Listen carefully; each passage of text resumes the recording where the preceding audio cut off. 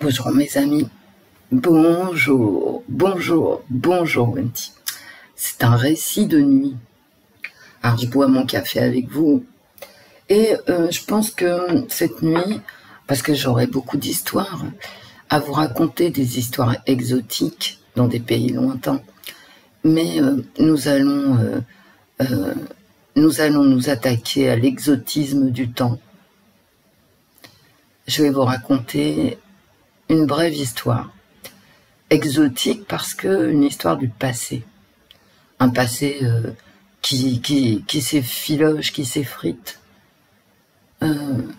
J'ai l'impression que personne ne se souvient de ce qu'était le consensus social, la communauté nationale d'il y a 50 ans, voire plus. Donc, je vais vous raconter une anecdote, en fait. On va voyager, non pas dans l'espace, mais dans le temps. Je vais vous raconter une anecdote le jour où ma grand-mère a pris le fusil pour aller chercher les cèpes. Oui, je bois mon café. Je suis pas réveillée, bien sûr. Et ça va faire des schlorps. Je suis désolée. J'ai le micro de l'ordinateur juste à côté. Donc ça s'entend. Donc, nous allons faire un saut quantique dans le passé. Voilà. Non, je suis pas réveillée, mais bon, il est très tôt, il est 4h30 du matin. Si j'enregistre pas maintenant, ensuite on aura la lumière. Et j'aime bien raconter mes histoires de nuit parce que ça me permet de me concentrer.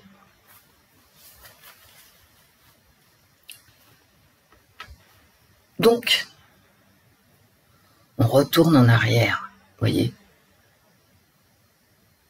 On est en France, on est dans le Périgord, qui se trouve dans le sud-ouest, au milieu des bois et des jardins, potagers bien sûr, potagers, avec quelques géraniums, hein, c'est tout, pour faire joli, un rosier grimpant, des roses trémières, des marguerites. Ma grand-mère avait des iris, elle adorait les iris.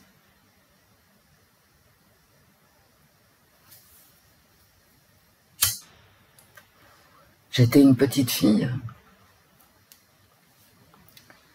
Je sais pas, je devais avoir une dizaine d'années.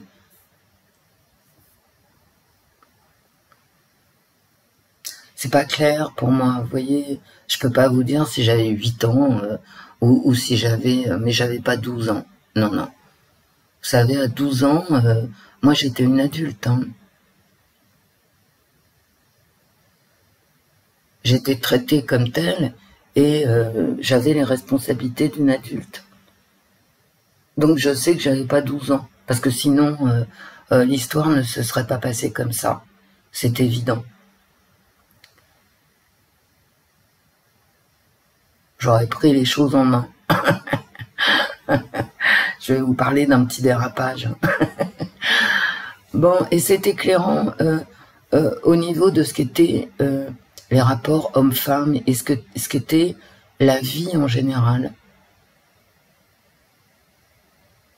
De notre pays, quoi, dans notre pays. Ça a tellement changé que j'ai tout à fait conscience que vous allez pas me croire ou que vous allez vous dire mais putain Wendy elle est née où quoi? C'était quoi ce bled hein? Bon.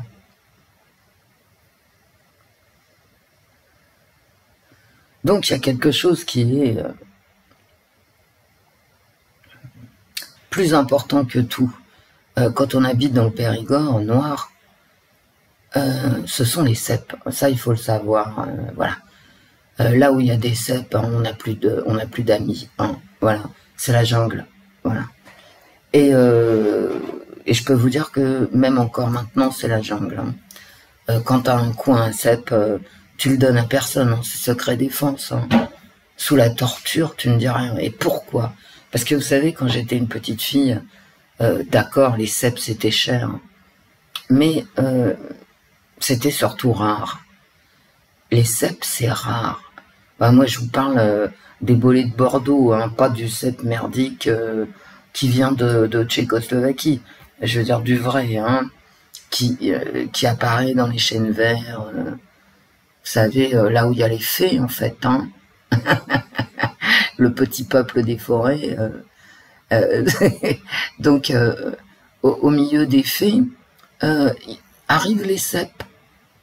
Voilà. Et alors, les cèpes, c'est bon. C'est ça le truc du cèpe. Hein. C'est qu'une fois que t'en as mangé, c'est comme une drogue. Hein. C'est une drogue dure. Hein. Donc, ouais, je peux pas vous dire autrement. Hein.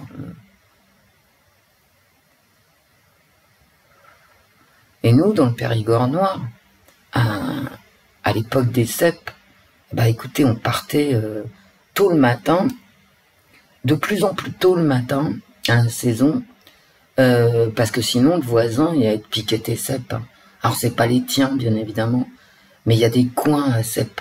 Et une fois que tu as trouvé le coin, tu le gardes bien pour toi. Ah non, mais quand je vous dis c'est la jungle, c'est la jungle. Hein. T'as plus d'amis, t'as plus de famille hein, avec les cèpes.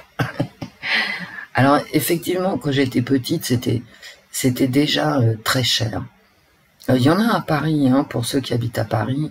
Il y a une épicerie, enfin une épicerie, hein, un magasin de primeurs rue de Grenelle, pour ceux que ça intéresse, à côté de l'avenue Bosquet-Grenelle, pas très loin de cet angle, qui vend des cèpes, des cèpes magnifiques, hein, vraiment. Donc vous pouvez y aller, si ça vous intéresse. Prenez 2 cèpes, vous en mettez un petit peu dans les pommes de terre. Et tout de suite, ça relève les pommes de terre. Bref. Moi, j'adore les cèpes, hein. Ah ouais. Merci. Mais comme toute ma famille. Donc, quand je cuisinais des cèpes seul ou avec ma grand-mère, c'était pas la peine, hein. Je veux dire, on partait avec une poêle comme ça, énorme, et on arrivait, il n'y avait plus rien dans la poêle, hein, donc fallait pas laisser les cuisinières devant les cèpes. Bref. Donc un jour, ma grand-mère me dit, un soir, elle me dit, écoute, demain on va chercher les cèpes. Ok. Super, bonne idée. Donc j'avais une dizaine d'années. Je peux pas vous dire exactement si c'était 9 ans, 10 ans, 11 ans, mais je vous dis, j'avais pas 12 ans. Non. Donc je devais avoir plutôt 9-10 ans. Voilà. Ouais, c'est ça, 9-10 ans.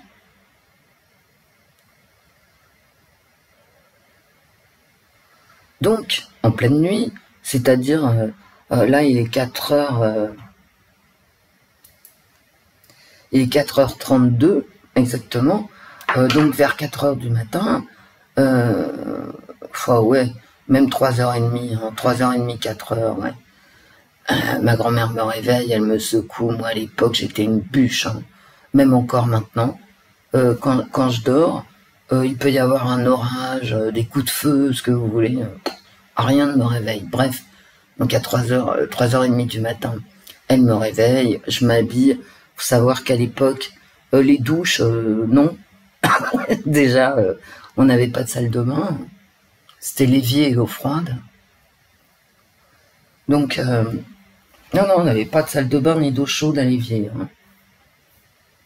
Hein. Je m'habille, alors, je m'habille en campagne. Hein,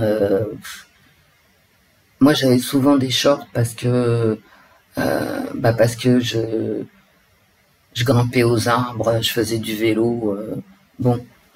Et ma grand-mère avait compris que les jupes et les machins, c'était pas mon trip, hein, donc c'est pas que c'était pas mon trip, j'étais une fille, donc forcément j'adorais les robes et être belle et tout ça, mais dans la journée c'était pas, non, ça allait pas les robes, hein, non. Ouais, j'étais constamment en train de cavaler à droite, à gauche, ou je lisais à la maison. Donc non, personnellement, j'avais des shorts et je suis une vieille dame. Hein. Parce que ma grand-mère avait compris que c'était pas utile les robes. Par contre, bien sûr que le dimanche, j'avais une belle robe et le dimanche on n'allait pas à la messe, hein.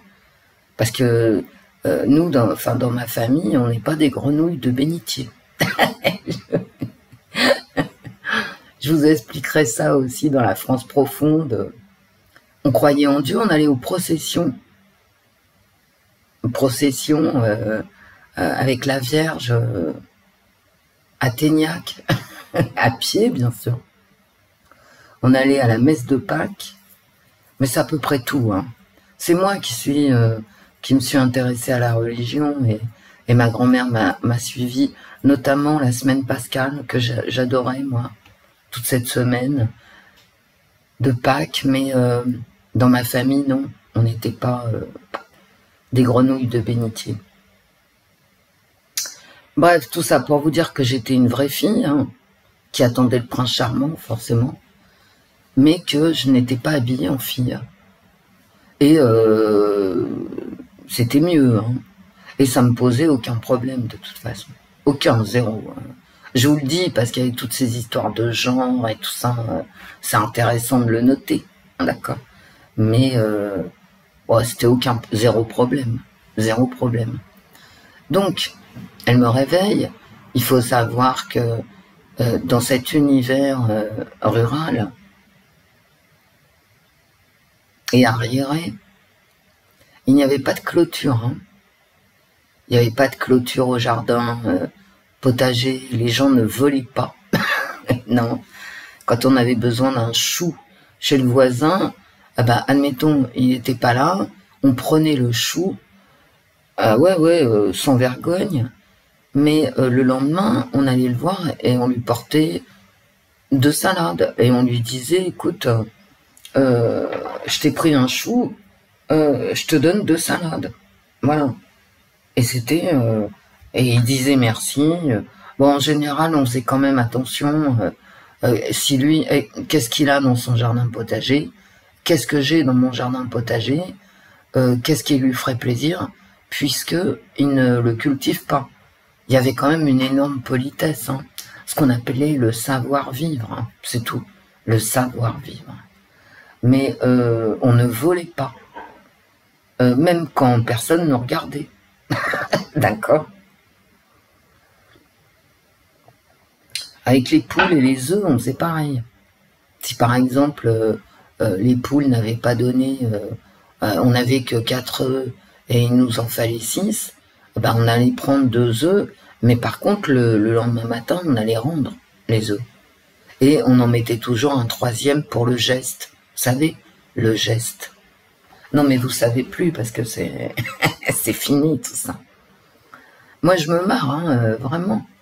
Je me dis, mais quand les vieux vont disparaître, absolument plus personne ne se souviendra de ce qu'était ce pays.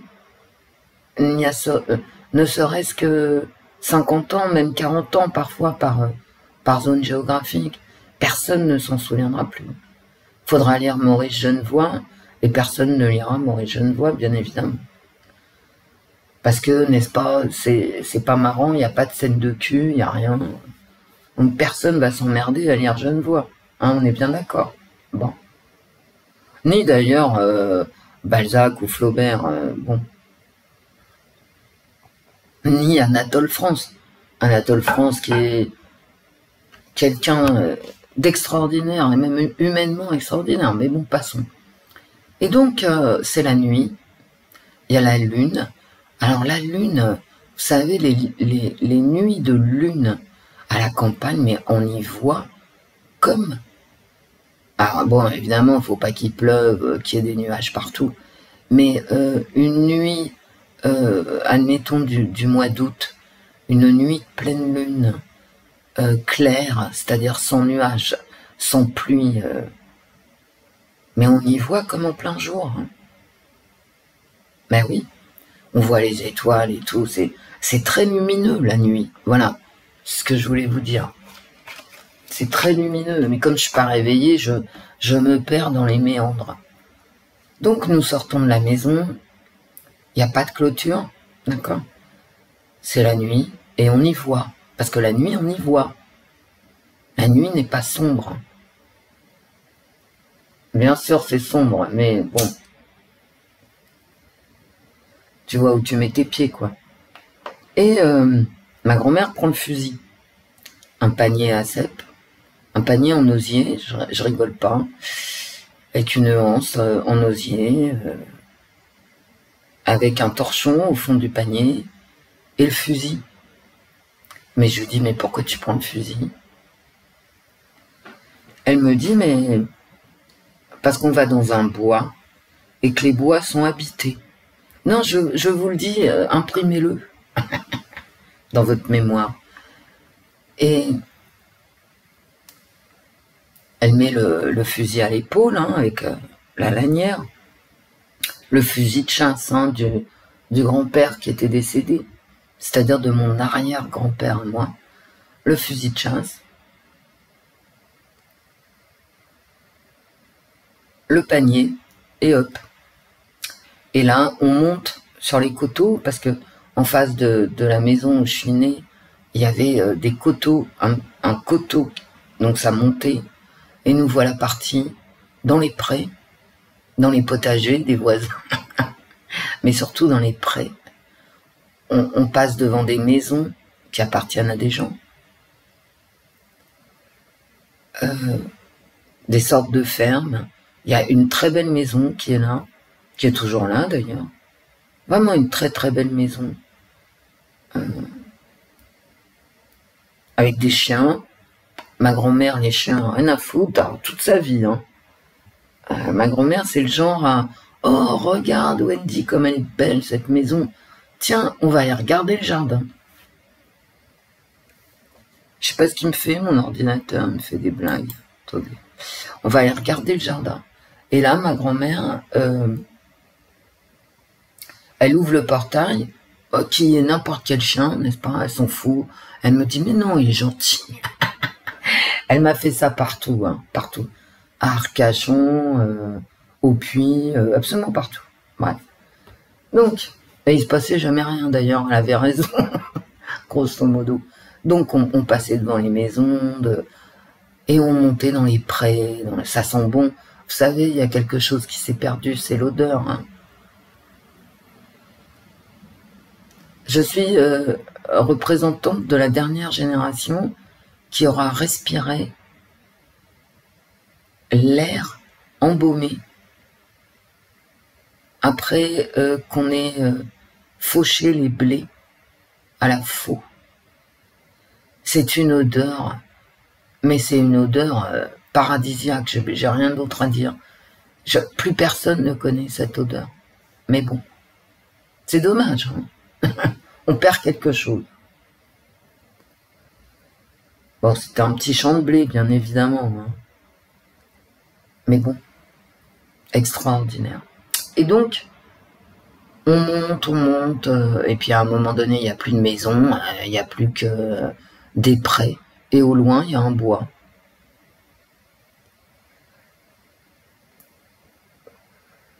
On arrive dans le bois, et on cherche les cèpes. Et moi, vous savez, je vais vous dire un truc. Réfléchissez, on n'avait pas de lampe électrique. On n'avait rien. On faisait ni bougie, ni machin. Enfin, de bougie dans un bois, certainement pas. Mais non, parce que bon, on savait quand même que les bois, ça prend feu. Donc, on n'avait pas de lampe électrique, on n'avait que dalle. C'était à l'arrache, hein. Ah ouais. Ah ouais, c'était sauvage, hein. Nous, on était sauvages. Ma grand-mère, avec son fusil, était sauvage. Moi, j'étais sauvage. Personne dans ma famille ne va chercher les cèpes, les vieux, hein, les vieux de ma famille. C'est-à-dire ceux qui sont encore plus vieux que moi, la génération d'avant. Personne ne part chercher les cèpes dans ma famille. Et ils partent tous à 3h30 du matin. avec une lampe électrique. Hein. C'est juste avec un petit bâton et ses yeux. Ah, mais comment c'est possible? Wendy? Bah écoutez, j'en sais rien, je vous dis la vérité.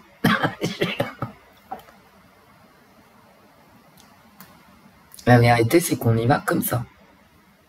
Voilà. Quand j'étais gamine, les vieux, ils partaient en sabot, et je vous jure que c'est vrai, en sabot avec le panier et le petit bâton. C'est un bâton très fin, vous voyez, c'est vraiment fin. C'est juste pour soulever délicatement les feuilles qui sont dans les bois de chêne vert. Les feuilles, la mousse, là où sont les cèpes. Donc on arrive à... Non, mais... alors maintenant, je sais qu'il faut des sacs à dos, des chaussures de... je suis morte. Des chaussures de randonnée, des ci, des ça.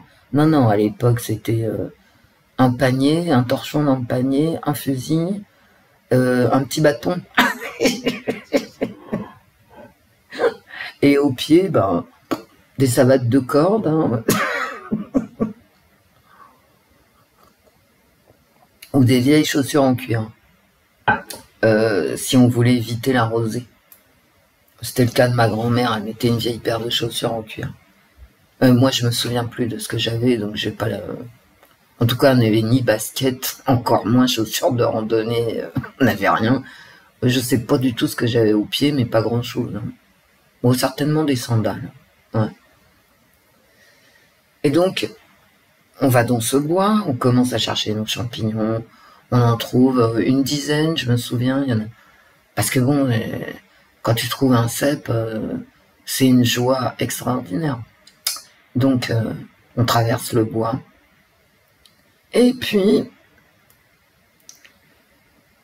on traverse le bois, on prend nos 10, une dizaine de cèpes.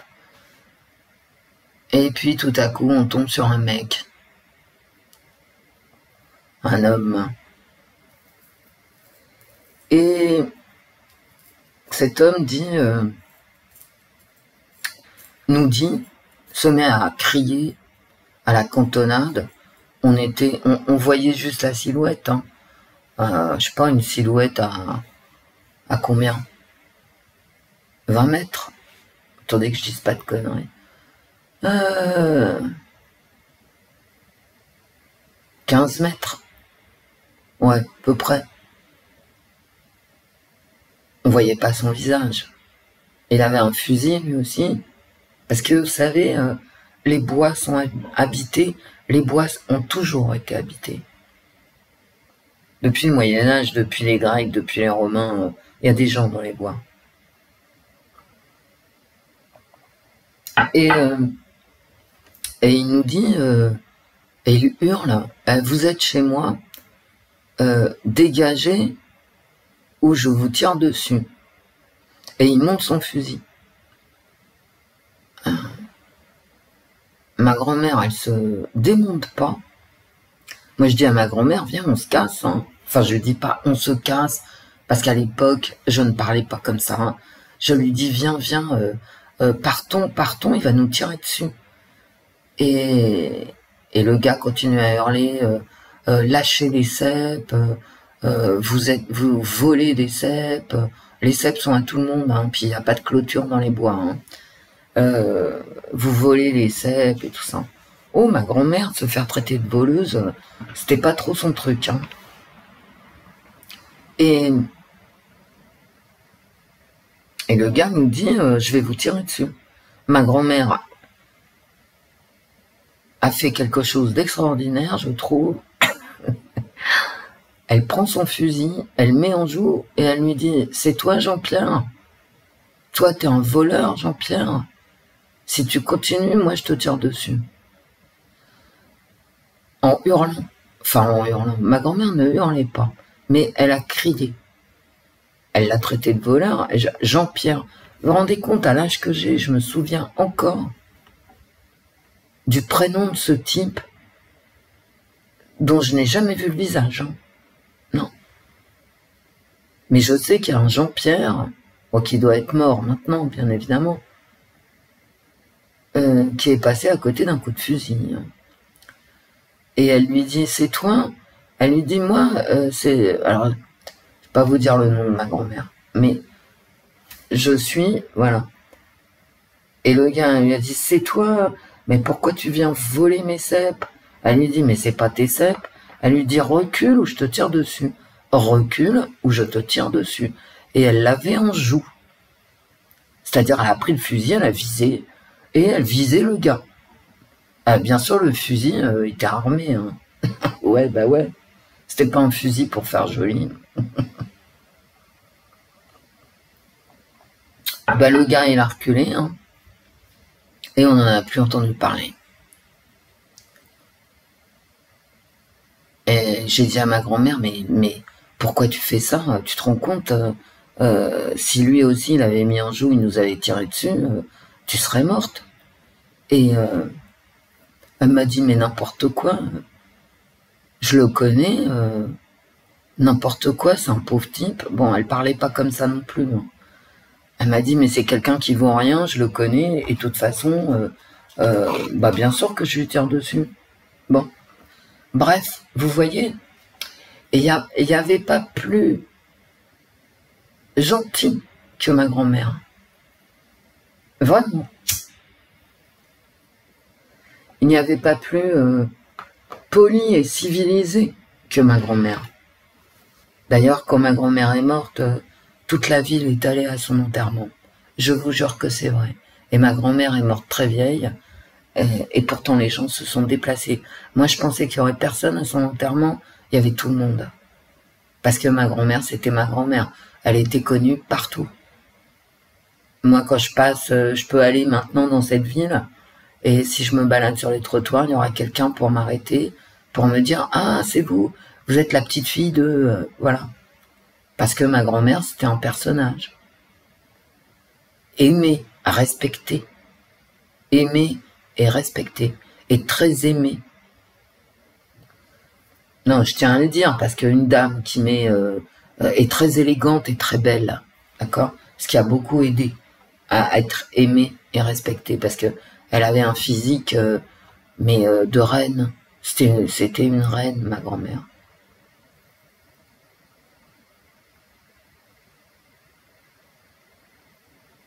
Elle était altière, voyez?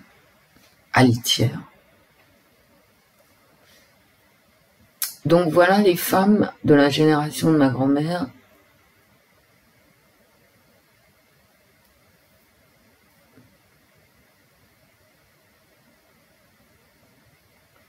Voilà une femme, une vraie femme de l'époque, qui n'hésite pas à mettre un type en joue et qui n'hésiterait pas à tirer au fusil sur cette personne, si cette personne avançait. Alors évidemment, j'étais là, donc ma grand-mère, elle me protégeait, mais ça, je l'ai compris que plus tard, parce que moi, dans ma tête, ma grand-mère n'avait pas à me protéger, même déjà, à l'époque, parce que j'étais aussi ce que j'étais, d'accord? J'avais une conscience de moi, je pouvais me défendre toute seule, déjà à l'époque.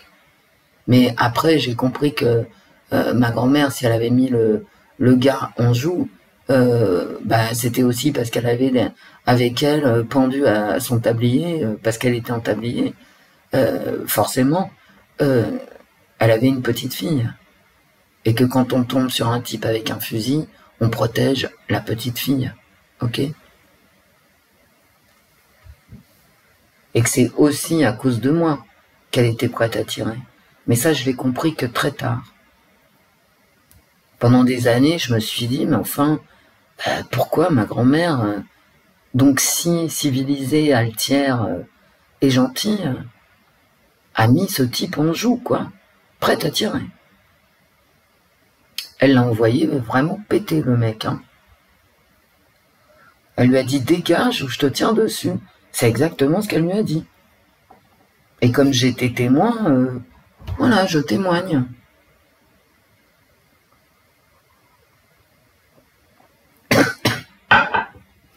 Oh, c'est passé de travers, je mets en pause. Voilà. C'est pas une histoire très intéressante.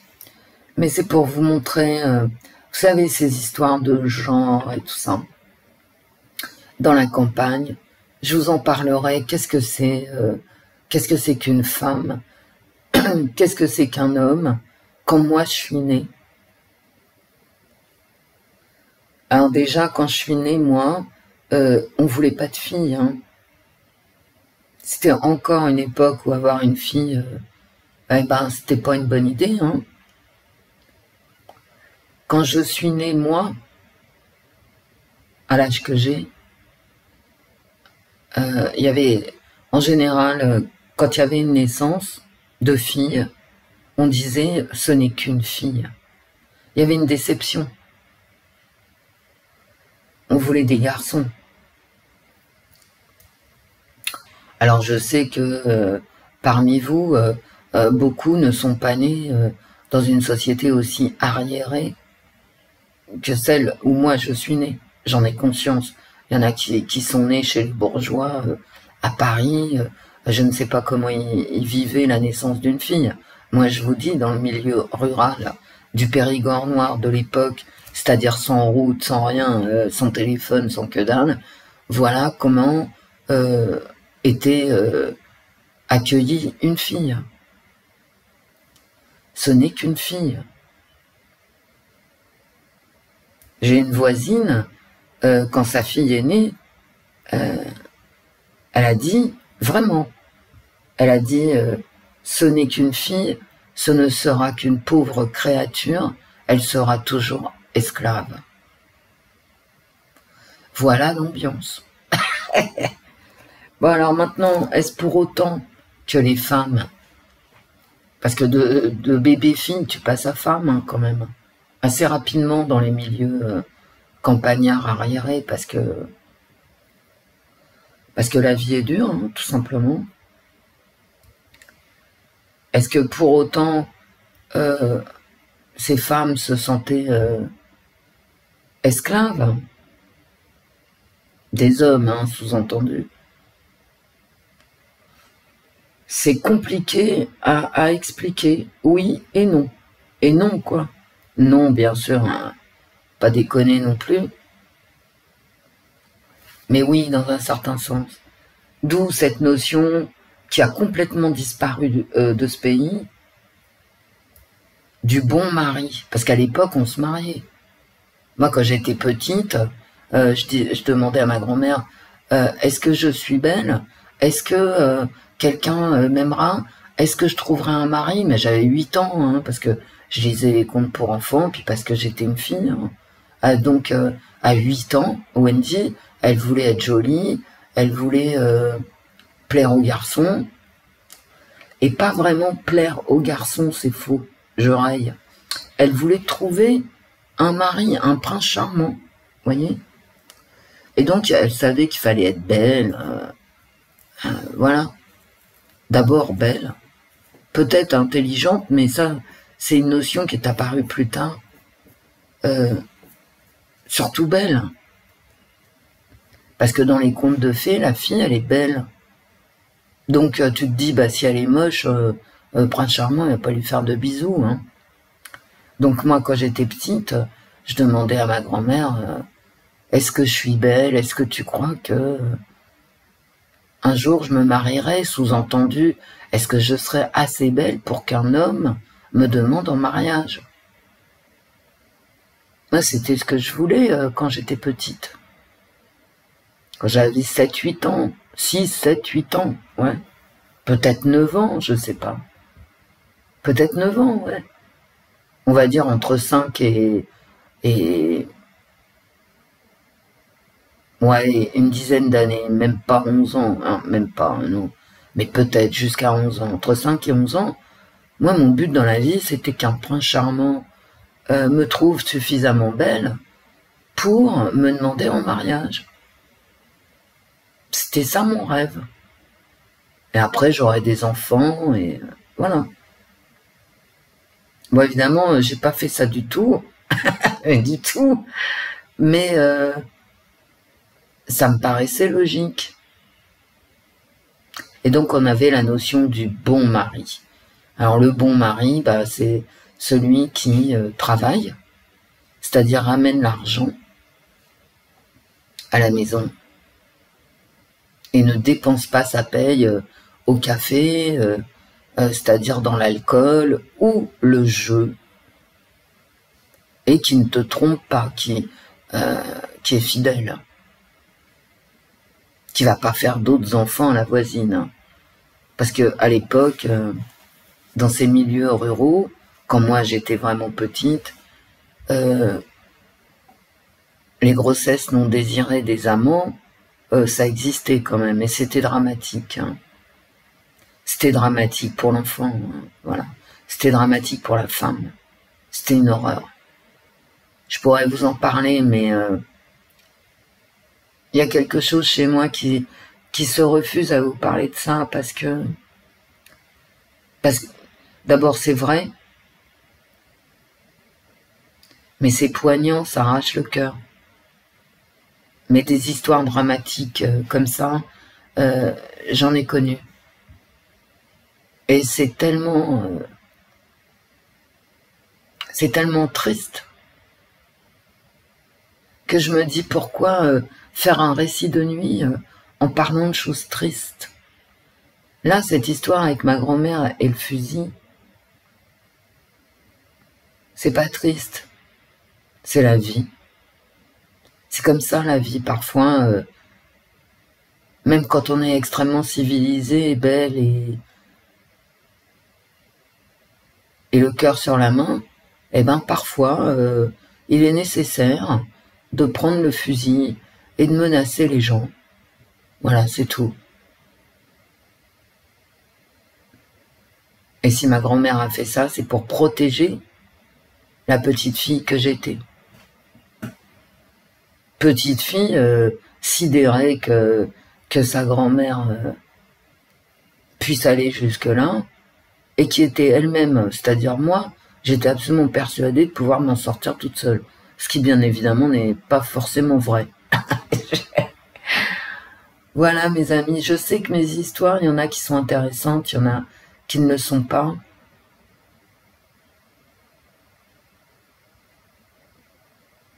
Et je sais que dans le passé, peut-être il y a des choses à ne pas dire, je ne sais pas. Et en même temps, j'ai envie vraiment de dire ce qu'était la réalité de la vie de l'époque. C'est-à-dire une époque proche. Parce que je suis en vie quand même. Hein. C'est-à-dire, on ne se souvient pas de cette civilisation, parce que c'en était une, dans la mesure où on était en équilibre. Vous voyez ? Un équilibre est toujours précaire. Mais là où je suis née, il y avait un équilibre entre les gens.